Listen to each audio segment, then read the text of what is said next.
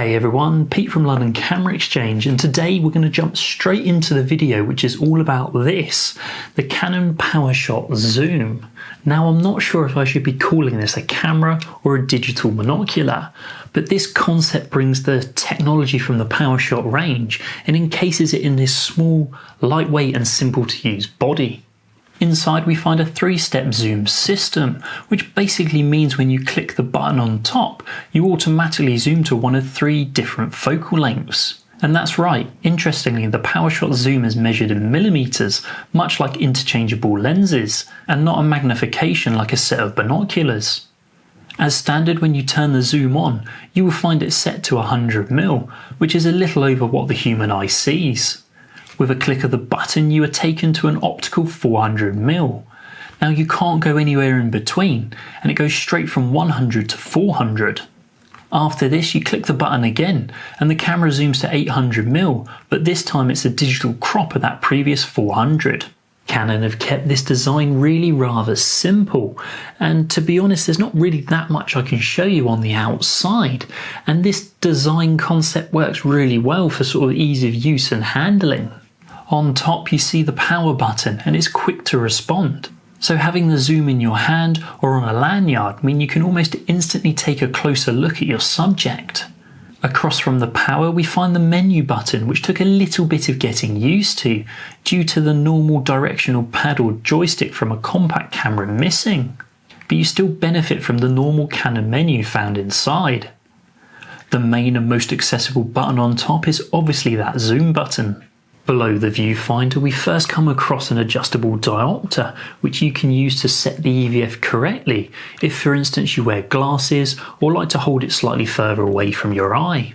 This is probably a good time to mention that the viewfinder on the PowerShot Zoom is actually the same found on the Canon EOS M50, making it 2.3 million dots and 60 frames per second, along with a proximity sensor, so it's not always active and unnecessarily wasting your battery.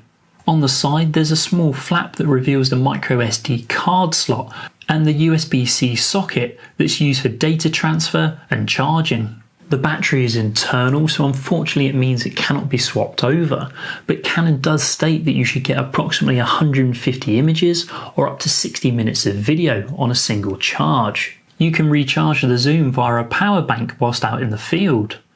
One thing to note is that when connected and viewing or transferring your content, you can charge the camera at the same time.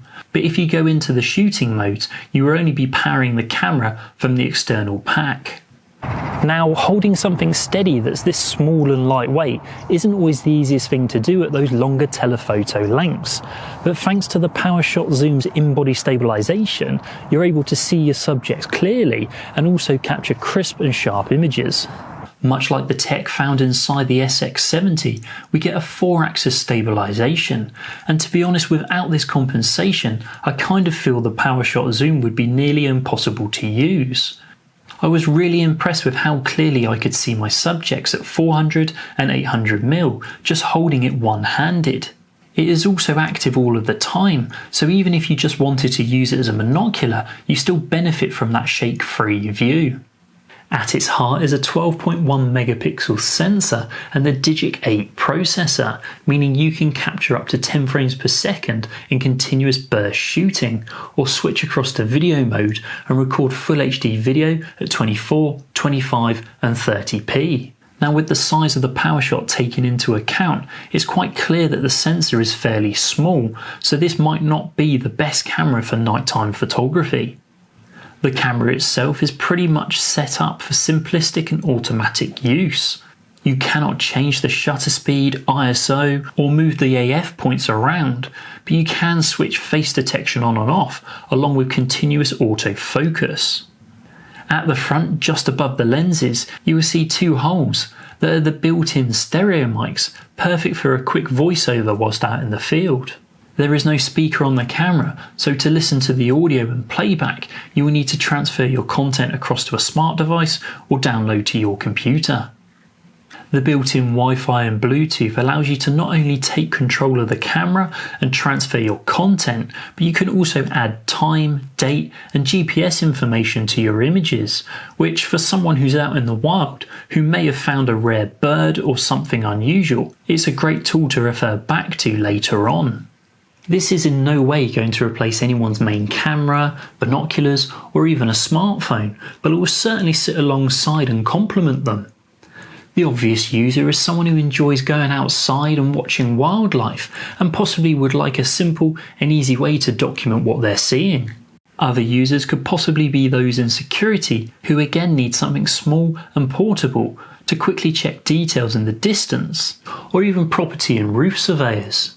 Thanks for watching, and don't forget to hit subscribe, ring that bell to get notifications of all our latest content, and if you'd like any more information, please check out the link below or head into your local London Camera Exchange.